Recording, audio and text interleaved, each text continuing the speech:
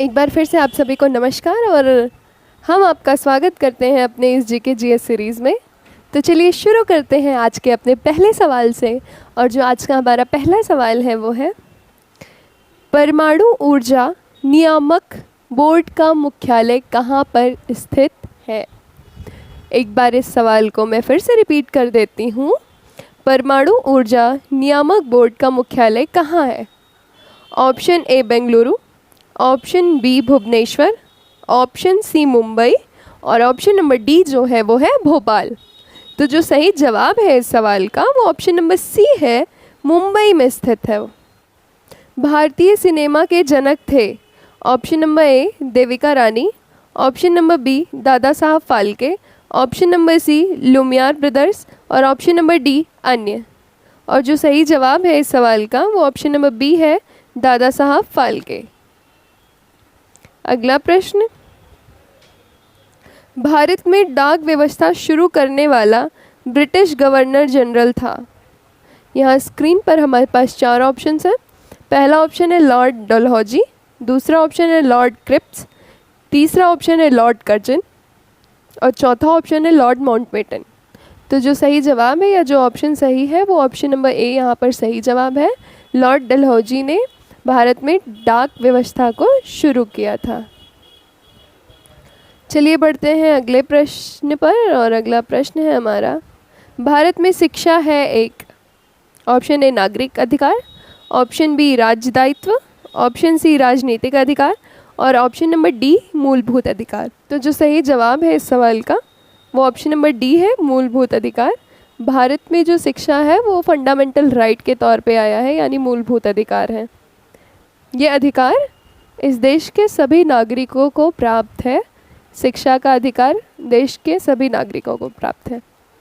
अगला प्रश्न, भारत के तीसरे राष्ट्रपति कौन थे जिनका अपने कार्यकाल में ही निधन हुआ था? Option number A Sanjeeva Reddy, option number B doctor Zakir Hussain, option number C doctor V Giri और ऑप्शन नंबर डी इनमें से कोई नहीं। और जो सही जवाब है इस सवाल के लिए वो है option number B, doctor Zakir Hussain.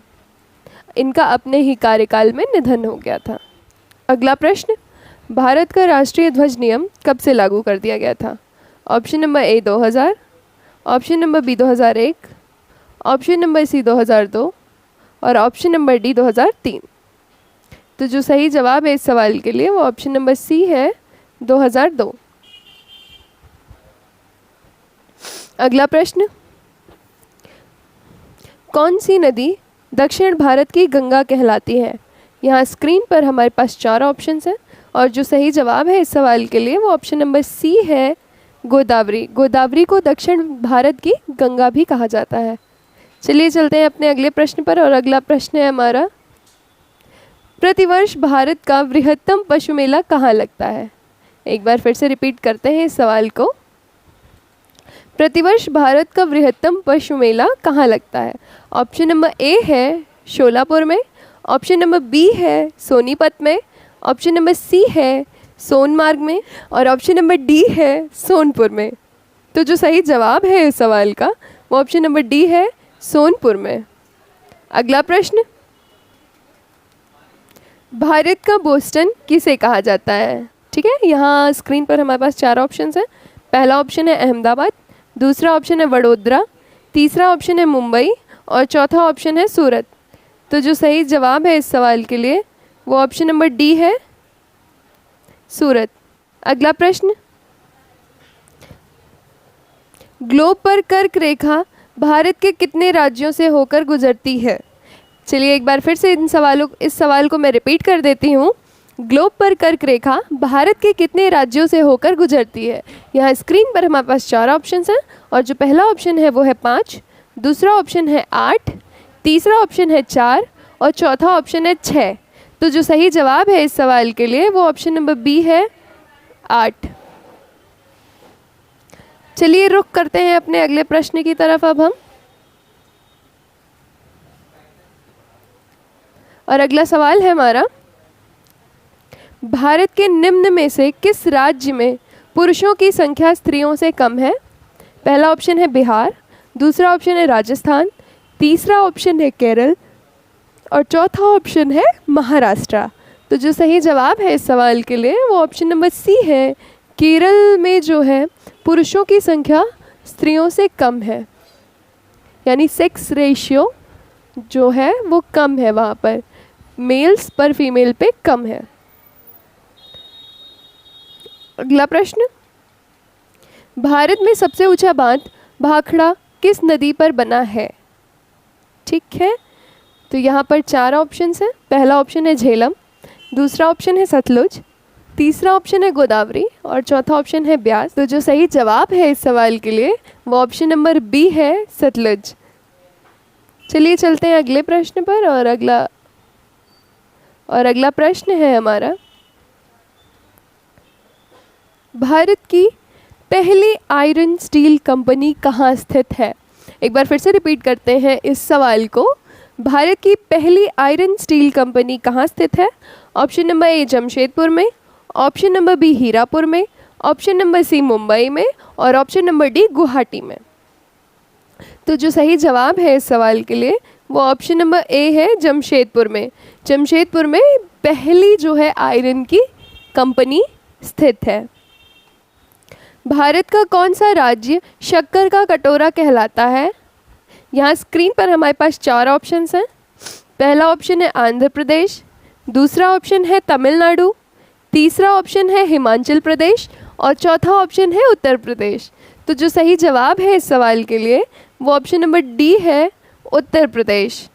चलिए चलते हैं अपने अगले प्रश्न पर।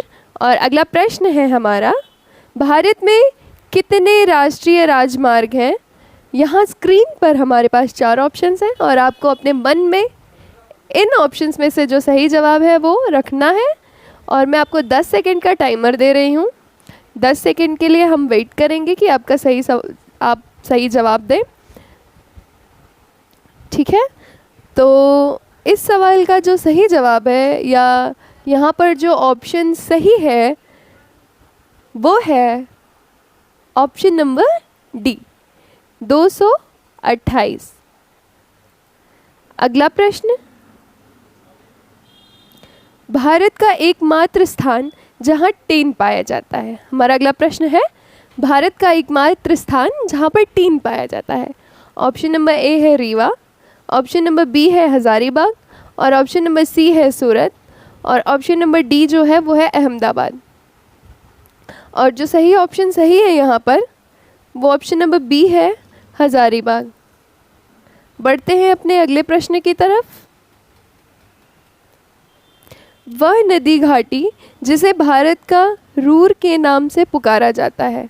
ऑप्शन नंबर ए जो है वो है गोदावरी, ऑप्शन नंबर बी है दामोदर, ऑप्शन नंबर सी है पेरियार और ऑप्शन नंबर डी है हुगली। और जो सही जवाब है इस सवाल के लिए वो ऑप्शन नंबर बी है, यानी दामोदर नदी। चलिए बढ़ते हैं अपने अगले प्रश्न पर। और अगला प्रश्न है हमारा, भारत में किस राज्य को भारत का खाद्यान्न भंडार के रूप में भी जाना जाता है? ऑप्शन नंबर ए है Uttar Pradesh, option number B है पंजाब, ऑप्शन नंबर सी है हरियाणा और ऑप्शन नंबर डी है तमिलनाडु। और जो सही ऑप्शन है यहाँ पर वो है ऑप्शन नंबर बी, पंजाब। अगला प्रश्न, शांत घाटी स्थित है। ऑप्शन नंबर ए तमिलनाडु में, option number B Himachal Pradesh में, ऑप्शन नंबर सी केरल में और option number D Arunachal Pradesh में। और जो सही ऑप्शन है यहाँ पर वो है ऑप्शन नंबर सी, केरल में। चलिए बढ़ते हैं अपने आखिरी प्रश्न पर। चलिए चलते हैं अपने अगले प्रश्न पर। और जो इस वीडियो का आखिरी प्रश्न भी होने वाला है, तो वो जो सवाल है वो है, मदुरई कहाँ पर है? यहाँ स्क्रीन पर हमारे पास 4 ऑप्शंस हैं।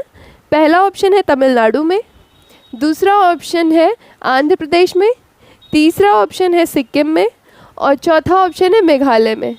तो जो सही जवाब है यहाँ पर वो ऑप्शन नंबर ए है, तमिलनाडु में। मदुरई जो है वो तमिलनाडु में स्थित है। आज की वीडियो में बस इतना ही। धन्यवाद।